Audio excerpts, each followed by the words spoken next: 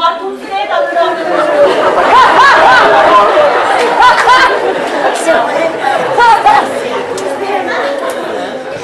Vostès m'han fet sortir d'aquí. M'han fet sortir d'aquí per matar aquest home a la foscor. Ho tenien tot preparat. Són bojos! Bojos!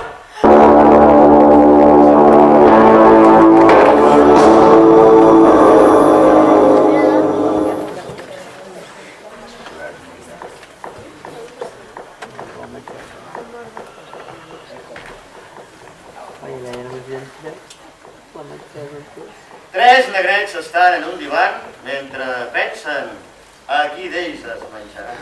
Prou, sisplau.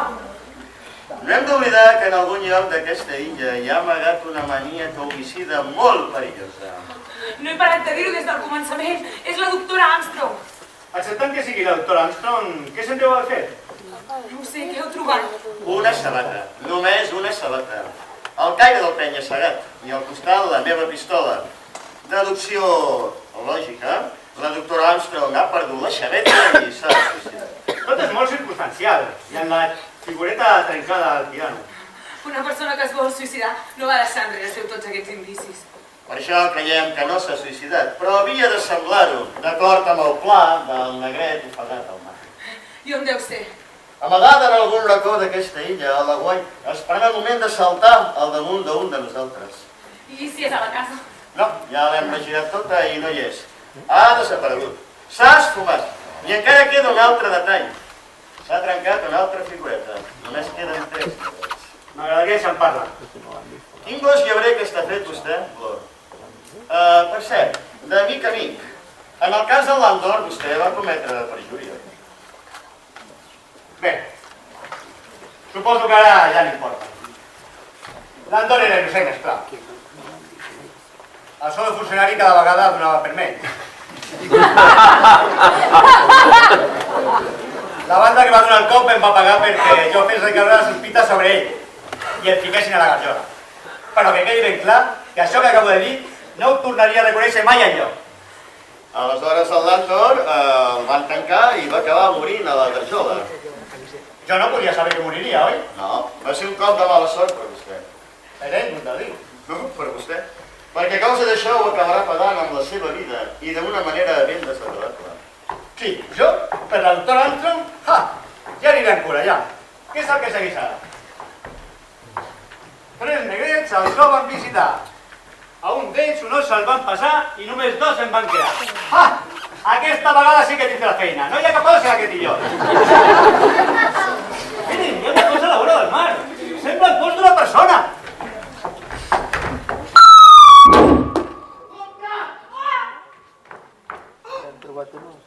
Déu meu! És... Sí, amb l'or ja li ha arribat l'hora. Ha mort aixafat pel cap d'os de marbre que hi havia a la façana. L'altra vegada aquesta estúpida cançó! Però com ha pogut ser? Una trampa perfectament preparada, un cable estès al llarg de la porta amb un contrapès al damunt perquè caigués quan passés al mur. És horrible! Pobre boig.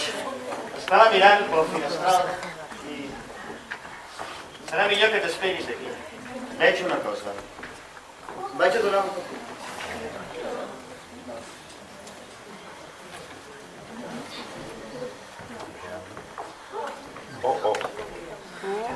La doctora Armstrong. El cos que hi ha a la platja és el de la doctora Armstrong. Ofegada. La marea ha retornat al cos. Això és el final. Aleshores, no queda ningú més a l'illa. Ningú de ningú. Només tu i jo. Una obra mestra, estimada. En Bohr va endevinar de seguida com és de perillosa. Jo? Aleshores, després de tot, tu vas assassinar aquell nen. No, jo no vaig ser. Va fer una altra persona. Ah, sí? Qui? Un home. L'oncle d'en Peter. Jo estava enamorada d'ell. Caram, això s'està posant molt interessant. Escolta, escolta. No te n'enriguis. Va ser un intent.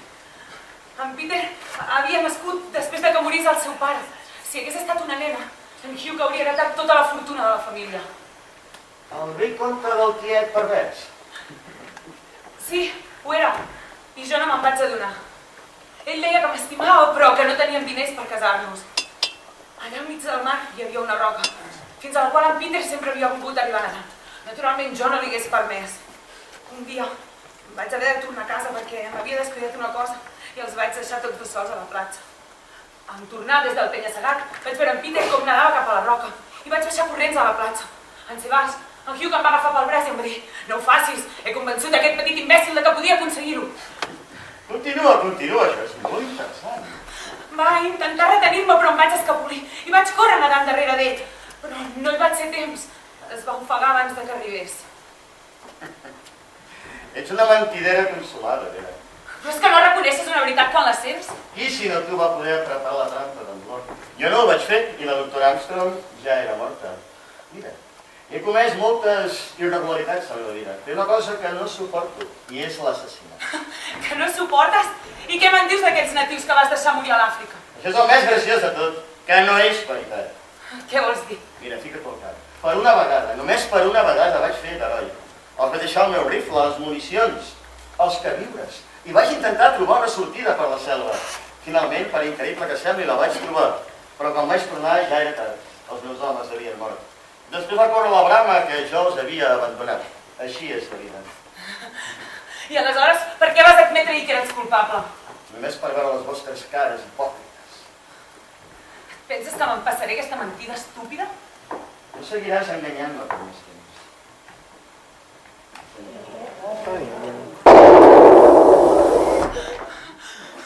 Tan bonica, tan boja i tan perillosa.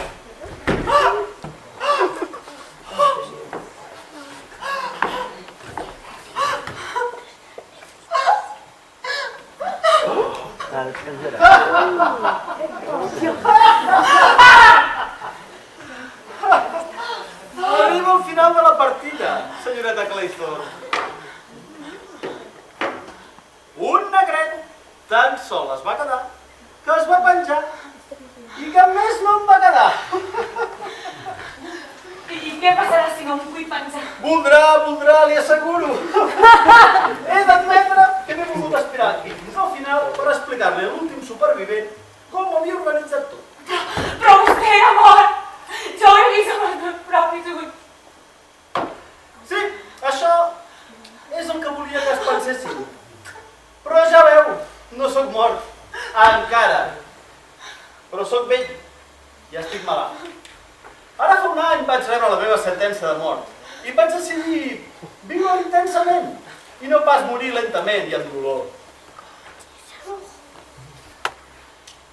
Arribats amb aquesta mala notícia i induït per un ideal de justícia, vaig pensar deixar aquest món fent net d'uns quants assassins. I la idea de la cançó dels 10 negrets em va inspirar. Vaig pensar en buscar 10 criminals que haguessin escapat impunes dels seus crims i fer net. Va ser molt senzill. A través d'una agència vaig comprar aquesta illa sense que ningú sospités que jo n'era el propietari.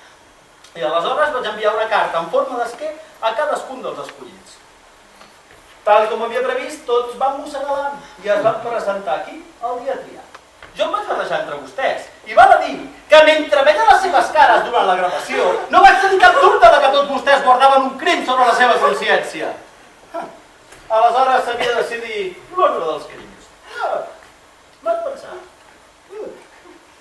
Calla. Acabarem primer amb els, diguem-ne, menys culpables i guardarem el patiment mental per als més espietats. En Marston només era un conductor celebrat, sense massa cervell ni escrúpols morals. I pel que fa a l'Ethel, només s'havia deixat entabanar per la Tina, la veritable responsable de tot plegat. Com que aleshores encara ningú sospitava de ningú, em va ser molt fàcil enverinar-los. Després li va tocar el torn al coronel Mackenzie. La pobra era l'única torturada pels seus remordiments. Ja veu, fins i tot em devia agrair que l'apunyalés mentre prenia el sol allà al darrere. Arribats a aquest punt, la cosa es posava més divertida. Va ser el torn de la Tina. A la Tina la vaig matar d'un cop de destral mentre sortia a collir llenya. Però abans m'havia encarregat encarregat de posar una miqueta més de somnífer a la tassa de la Emily Bray. Això la va deixar mig estabornida i em va permetre després clavar-li l'agulla i acabar amb ella. I s'ho mereixia, perquè tenia dintre del cor més verí que un eixam d'abelles. Quines peines. Aleshores venia la part més interessant del pla. Simular la meva pròpia mort. I per això necessitava una còmplice. Evidentment va triar el Dr. Armstrong. Tan espantada com estava, no acceptaria sense sospitar res. Li vaig dir que apararia amb una trampa a l'assassí i així els podria, diguéssim, espiar i descobrir. Elles s'ho van passar. Va ser molt fàcil. Vam deixar la casa a les fosques. Vostè, senyoreta Vera, va cridar com una boja quan va notar els draps que havien penjat allà al darrere. Vam aprofitar el caos per simular el tren. La ferideta mortal. Fantàstic. Arribat a aquest punt, la doctora Armstrong ja no en servia per res. I vaig decidir que amb ella molt fàcilment. La vaig citar al costat del penya-segat i amb una empanteta negret liquidat. Només ens en quedaven 3. Acollonits, tremolat, cagats de por. I jo disfrutava com un boig espiant-los per la finestra. Quan hem vist que en Blor sortia corrent, li he fet una empanteta a l'estàtua de marbre que hi havia a l'ampit, negret liquidat. Ja només ens en quedaven 2, Vera? Només faltava esperar per veure com vostè descarregava el revòlver sobre el noi. Estava convençut que una joveneta, fresca, decidida i sense escrúpols com vostè, capaç de deixar que un nen s'ofegui per cobrar una herència, seria l'única capaç de disparar contra aquest energúmen, contra aquest vanitós i aquest comard i liquidar-lo. I ara? Ha arribat al final. He decidit deixar aquest món a la meva manera. Ai, què hi faré? Pot estar segura, estimada Vera, que l'únic supervivent que trobin en aquesta illa envoltat de 9 cadàvers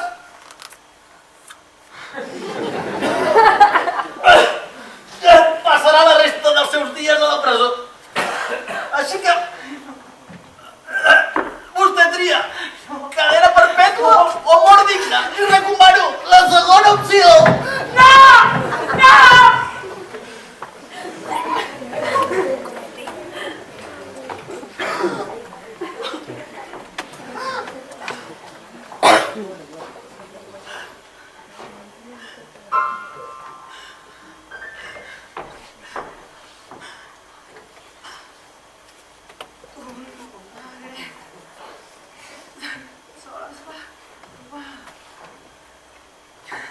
Que es va casar.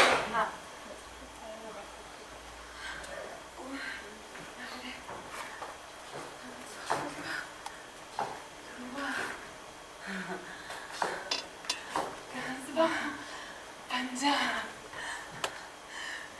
I cap va